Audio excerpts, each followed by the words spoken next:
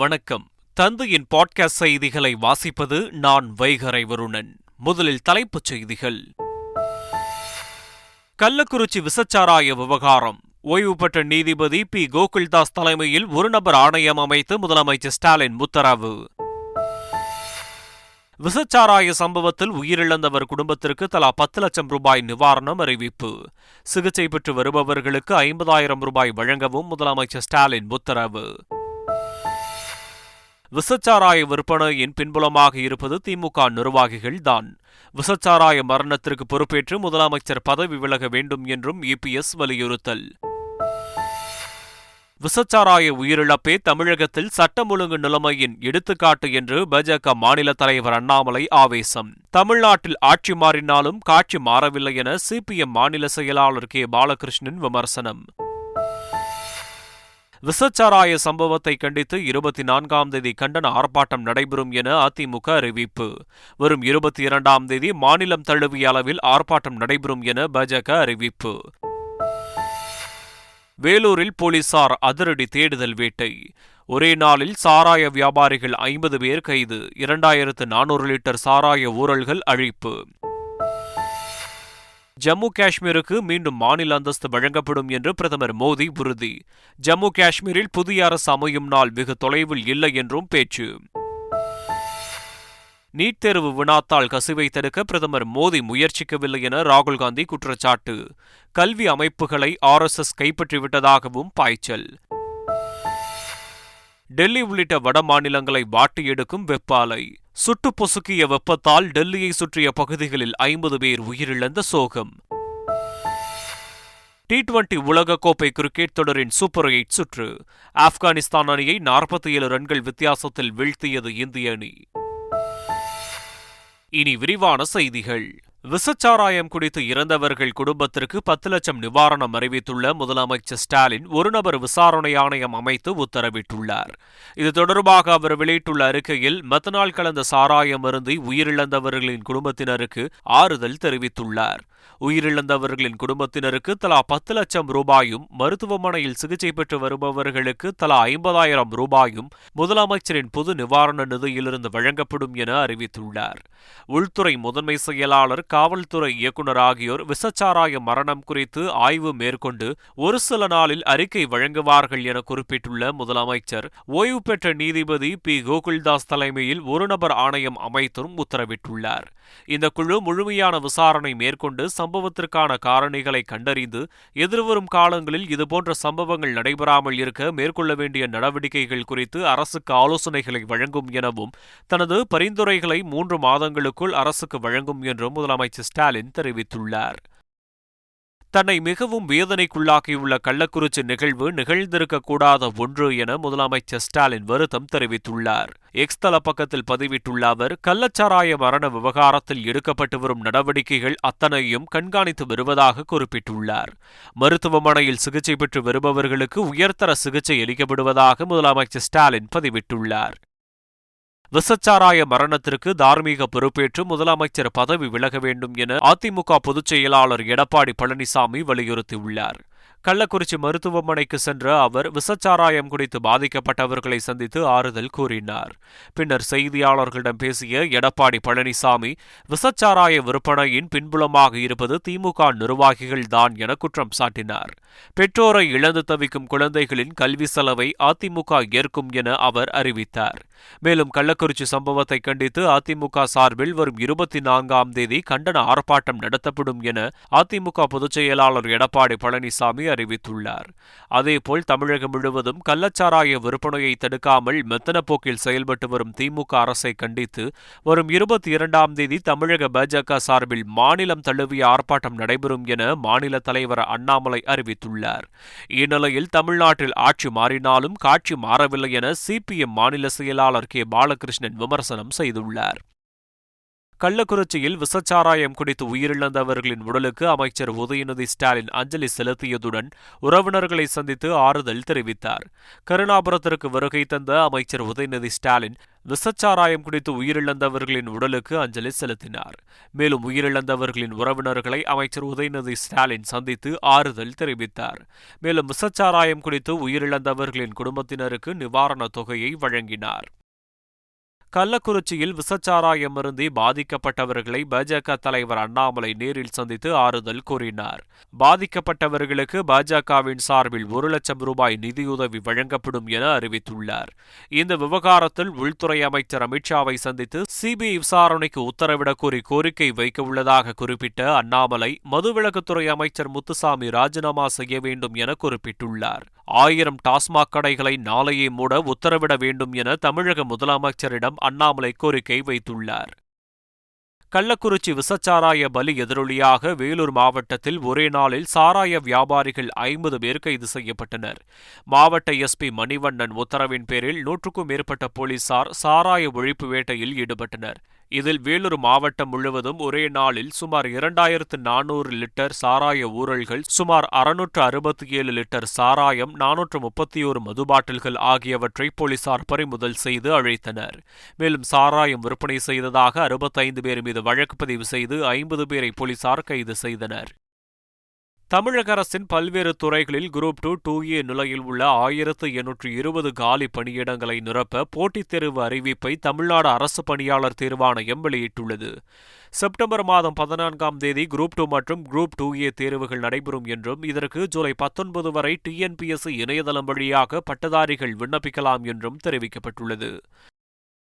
தமிழ்நாடு மாநில மனித உரிமை ஆணைய தலைவராக ஓய்வு பெற்ற கேரள உயர்நீதிமன்ற தலைமை நீதிபதி எஸ். மணிக்குமார் நியமிக்கப்பட்டுள்ளார்.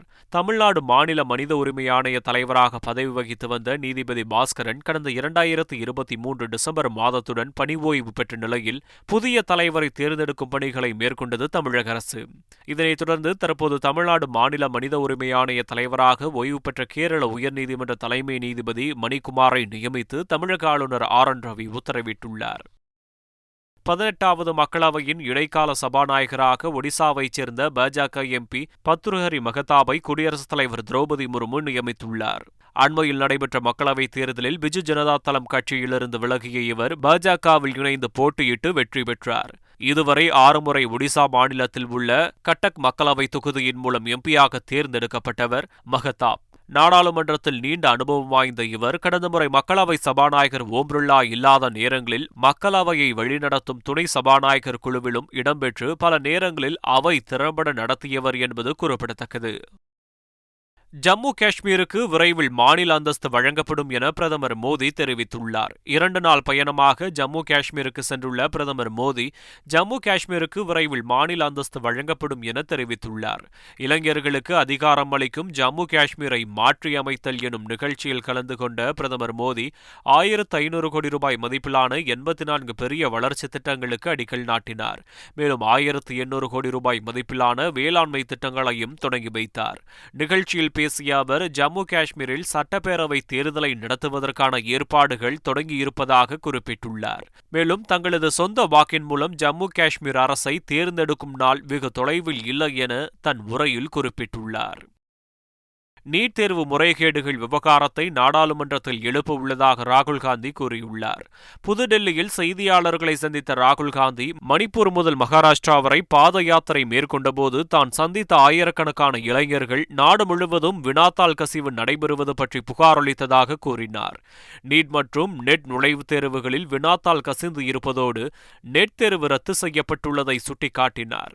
உக்ரைன் போரை நிறுத்திய பிரதமர் மோடி வினாத்தாள் கசிவை நிறுத்த முயற்சி எதுவும் செய்யவில்லை என்று குற்றம் சாட்டினார். அனைத்து கல்வி அமைப்புகளையும் பாஜக மற்றும் RSS கைப்பற்றி வைத்திருப்பதுதான் இதற்கு காரணம் என்றார். வினாத்தாள் கசிவு என்பது தேசவிரோத நடவடிக்கை என்றும் இந்த விவகாரத்தை நாடாளுமன்றத்தில் எழுப்ப உள்ளதாகவும் கூறியுள்ளார். விரைவில் UGC நெட் மறுதேர்வு நடத்தப்படும் என மத்திய கல்வி அமைச்சக இணை செயலாளர் ஜெய்ஷ்வால் தெரிவித்துள்ளார். இதுகுறித்து டெல்லியில் செய்தியாளர்களை சந்தித்த கல்வி அமைச்சக இணை செயலாளர் கோவிந்த் ஜெய்ஷ்வால் இது தொடர்பான வழக்கில் CBI விசாரணைக்கு உத்தரவிடப்பட்டுள்ளதாக கூறினார். மேலும் விரைவில் UGC நெட் மறுதேர்வுக்கான தேதி அறிவிக்கப்படும் என்றும் அவர் தெரிவித்தார். யுஜிசி நெட் தேர்வை போன்று நீட் தேர்வை ரத்து செய்வது குறித்து எந்த முடிவும் எடுக்கப்படவில்லை என மத்திய கல்வி அமைச்சர் தர்மேந்திர பிரதான் விளக்கமளித்துள்ளார்.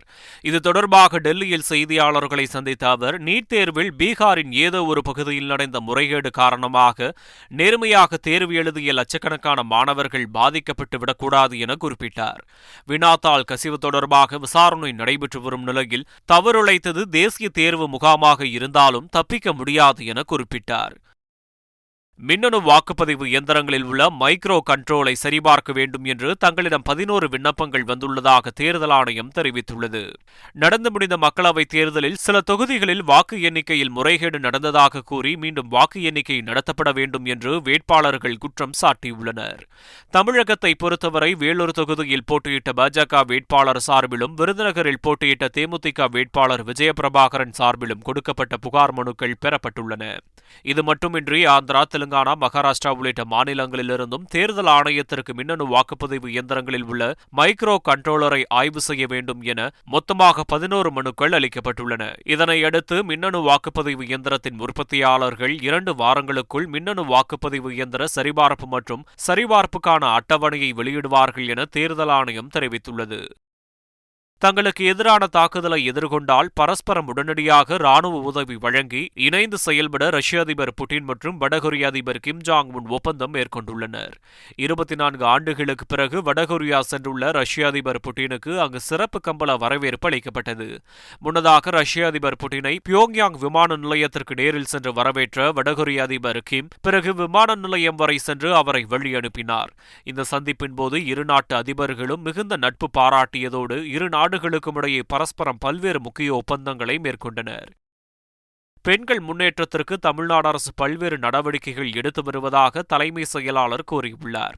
மகளிர் காவலர் பொன்விழா ஆண்டையொட்டி அகில இந்திய அளவில் மகளிர் காவலர்களுக்கான சிறப்பு துப்பாக்கி சுடும் போட்டி கடந்த 15ஆம் தேதி முதல் நடந்து வந்தன. 13 வகை பிரிவில் 30 மாநிலங்களைச் சேர்ந்த 454 பெண் காவலர்கள் பங்கேற்ற இந்த போட்டியானது கடந்த 5 நாட்களாக துப்பாக்கிச் சுடுதல் தளத்தில் நடைபெற்றது. தமிழ்நாடு அணி ஒட்டுமொத்த சாம்பியன்ஷிப்பை பெற்று சாதனை படைத்தது. எல்லையோர பாதுகாப்பு படை 2வது இடத்தை பிடித்தது. விழாவின் நிறைவு நாளில் தலைமை செயலாளர் சிவதாஸ் மீனா, மாநகர காவல் ஆணையர் சந்தீப் ராயரத்தோர் உள்ளிட்டோர் பங்கு பெற்று வெற்றி பெற்றவர்களுக்கு பதக்கங்களும் கோப்பைகளும் வழங்கினர். விழாவில் பேசிய சிவதாஸ் மீனா, பெண்கள் முன்னேற்றம்தான் நாட்டின் உண்மையான முன்னேற்றம் என்பதை கருத்தில் கொண்டு தமிழ்நாடு அரசு பெண்கள் முன்னேற்றத்திற்கு பல்வேறு திட்டங்களை செயல்படுத்தி வருவதாக குறிப்பிட்டார். யூரோ கோப்பை கால்பந்து தொடரில் இங்கிலாந்து டென்மார்க் அணிகள் மோதிய போட்டி டிராவில் முடிவடைந்தது. இங்கிலாந்து அணி நட்சத்திர வீரர் ஹாரி கேன் 18வது நிமிடத்தில் கோல் அடித்து அசத்தினார். பின்னர் டென்மார்க் அணி 34வது நிமிடத்தில் கோல் அடித்து பதிலடி கொடுத்தது. இதன் பிறகு இறுதி வரை இரு அணிகளும் கோல் அடிக்காததால் 1-1 என்ற கோல் கணக்கில் ஆட்டம் டிராவில் முடிவடைந்தது. T20 உலகக்கோப்பை கிரிக்கெட் தொடரின் சூப்பர் 8 சுற்றில் ஆப்கானிஸ்தான் அணியை 47 ரன்கள் வித்தியாசத்தில் இந்திய அணி வீழ்த்தியது. பார்படாஸ் நகரில் டாஸ் வென்ற இந்திய கேப்டன் ரோஹித் சர்மா பேட்டிங்கை தேர்வு செய்தார். இந்திய அணி 20 ஓவர்களில் 8 விக்கெட் இழப்பிற்கு 181 ரன்கள் குவித்தது. பின்னர் விளையாடிய ஆப்கானிஸ்தான் அணி இந்திய பந்துவீச்சிற்கு தாக்குப்பிடிக்க முடியாமல் சீரான இடைவெளியில் விக்கெட்டை பறிகொடுத்தது. இதனால் ஆப்கான் அணி 134 ரன்களில் ஆல் அவுட் ஆன நிலையில் இந்திய அணி 47 ரன்கள் வித்தியாசத்தில் வெற்றி பெற்றது. கடும் வெப்ப அலை காரணமாக டெல்லி மற்றும் அதனை சுற்றியுள்ள பகுதிகளில் 50 பேர் வரை உயிரிழந்திருப்பதாக கூறப்படுகிறது. தலைநகர் டெல்லியில் கடந்த சில நாட்களாக அதிகபட்ச வெப்பநிலை 44 டிகிரி செல்சியஸ் முதல் 47 டிகிரி செல்சியஸ் வரை பதிவாகியுள்ளது. அதிகபட்ச வெப்பம் மக்களை பெரும் சிரமத்திற்கு ஆளாக்கியுள்ள நிலையில் வெப்ப அலையின் காரணமாக டெல்லி மற்றும் அதனை சுற்றியுள்ள பகுதிகளில் 50 பேர் வரை உயிரிழந்திருப்பதாக கூறப்படுகிறது. இவர்கள் அனைவரும் சமூக பொருளாதாரத்தில் பின்தங்கிய ஏழைகள் மற்றும் வீடற்றவர்கள் என கூறப்படுகிறது. ஜூன் 1 தொடங்கிய தென்கிழக்கு பருவமழை இயல்பு நிலையை விட குறைவாக பொழிந்துள்ளதாக இந்திய வானிலை ஆராய்ச்சி மையம் தெரிவித்துள்ளது. ஜூன் 1 முதல் 18 வரை இந்திய அளவில் 64.5 மில்லிமீட்டர் மழை பதிவாகியுள்ளது. இது நீண்டகால சராசரி அளவான 80.6 மில்லிமீட்டரை விட 20% குறைவாக உள்ளது. மத்திய இந்தியாவில் 31%, வடமேற்கு பகுதிகளில் 70%, கிழக்கு மற்றும் வடகிழக்கு பகுதிகளில் 15% இயல்பு நிலையை விட குறைவாக பதிவாகியுள்ளன. தமிழகத்தில் கடந்த 24 மணி நேரத்தில் ஒரு சில இடங்களில் மழை பெய்துள்ளது. மதுராந்தக பகுதியில் 15 மில்லிமீட்டரும், தேவாலா, கூடலூர் ஆகிய இடங்களில் 10 மில்லிமீட்டருக்கும் கீழான அளவில் பெய்துள்ளது. இதேபோல புதுவையில் மிக லேசான மழை பதிவாகியுள்ளது. சென்னையில் இரவில் பெய்த கனமழையால் 10க்கும் மேற்பட்ட விமானங்கள் தரையிறங்க முடியாமல் 1 மணி நேரத்திற்கு மேல் வானில் வட்டமடித்தன. மீண்டும் தலைப்புச் செய்திகள். கள்ளக்குறிச்சி விசச்சாராய விவகாரம். ஓய்வு பெற்ற நீதிபதி பி. கோகுல்தாஸ் தலைமையில் ஒரு நபர் ஆணையம் அமைத்து முதலமைச்சர் ஸ்டாலின் உத்தரவு. விசச்சாராய சம்பவத்தில் உயிரிழந்தவர் குடும்பத்திற்கு தலா 10 லட்சம் ரூபாய் நிவாரணம் அறிவிப்பு. சிகிச்சை பெற்று வருபவர்களுக்கு 50,000 ரூபாய் வழங்கவும் முதலமைச்சர் ஸ்டாலின் உத்தரவு. விசச்சாராய விற்பனையின் பின்புலமாக இருப்பது திமுக நிர்வாகிகள்தான். விசச்சாராய மரணத்திற்கு பொறுப்பேற்று முதலமைச்சர் பதவி விலக வேண்டும் என்றும் இபிஎஸ் வலியுறுத்தல். விசச்சாராய உயிரிழப்பே தமிழகத்தில் சட்டம் ஒழுங்கு நிலைமையின் எடுத்துக்காட்டு என்று பாஜக மாநில தலைவர் அண்ணாமலை ஆவேசம். தமிழ்நாட்டில் ஆட்சி மாறினாலும் காட்சி மாறவில்லை என சிபிஎம் மாநில செயலாளர் கே. பாலகிருஷ்ணன் விமர்சனம். விசச்சாராய சம்பவத்தை கண்டித்து 24ஆம் தேதி கண்டன ஆர்ப்பாட்டம் நடைபெறும் என அதிமுக அறிவிப்பு. வரும் 22ஆம் தேதி மாநிலம் தழுவிய அளவில் ஆர்ப்பாட்டம் நடைபெறும் என பாஜக அறிவிப்பு. வேலூரில் போலீசார் அதிரடி தேடுதல் வேட்டை. ஒரே நாளில் சாராய வியாபாரிகள் 50 பேர் கைது. 2400 லிட்டர் சாராய ஊழல்கள் அழிப்பு. ஜம்மு காஷ்மீருக்கு மீண்டும் மாநில அந்தஸ்து வழங்கப்படும் என்று பிரதமர் மோடி உறுதி. ஜம்மு காஷ்மீரில் புதிய அரசு அமையும் நாள் வெகு தொலைவில் இல்லை என்றும் பேச்சு. நீட் தேர்வு வினாத்தாள் கசிவை தடுக்க பிரதமர் மோடி முயற்சிக்கவில்லை என ராகுல் காந்தி குற்றச்சாட்டு. கல்வி அமைப்புகளை RSS கைப்பற்றிவிட்டதாகவும் பாய்ச்சல். டெல்லி உள்ளிட்ட வட மாநிலங்களை வாட்டி எடுக்கும் வெப்ப அலை. சுட்டு பொசுக்கிய வெப்பத்தால் டெல்லியை சுற்றிய பகுதிகளில் 50 பேர் உயிரிழந்த சோகம். T20 உலகக்கோப்பை கிரிக்கெட் தொடரின் சூப்பர் 8 சுற்று. ஆப்கானிஸ்தான் அணியை 47 ரன்கள் வித்தியாசத்தில் வீழ்த்தியது இந்திய அணி. இத்துடன் பாட்காஸ்ட் செய்திகள் நிறைவு பெறுகின்றன. வணக்கம்.